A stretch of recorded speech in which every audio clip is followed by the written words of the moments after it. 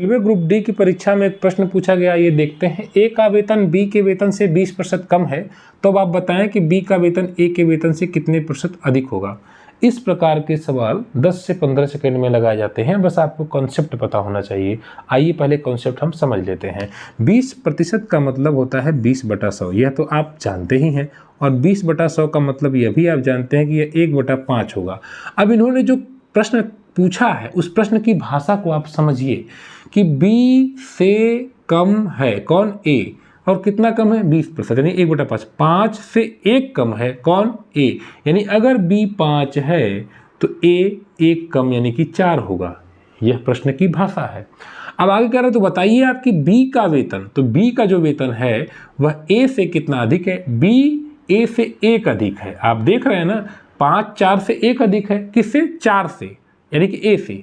देखिए ए के वेतन से पूछ रहा है, तो ए का वेतन तो भाई 4 है, तो 4 से 1 अधिक यानी कि 4 पर 1 अधिक है, 1/4 अधिक है।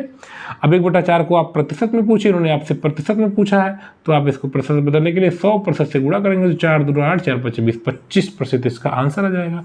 तो ये सवाल आप सेकेंडों में लगाएंगे, बस आपको कॉन्सेप्ट पता होना चाहिए, ट्रिक की ज़रूरत नहीं है। अगर आप ट्रिक याद करेंगे तो परीक्षा में भूलेंगे, इसलिए आप कॉन्सेप्ट को समझिए और सवालों को लगाइए। अगर आप रेलवे ग्रुप डी की तैयारी करते हैं तो इस चैनल को जरूर सब्सक्राइब कर लीजिए, क्योंकि यहाँ हम लगातार कॉन्सेप्ट के सहारे प्रश्नों को 10 से 15 सेकंड में लगा देते हैं। धन्यवाद।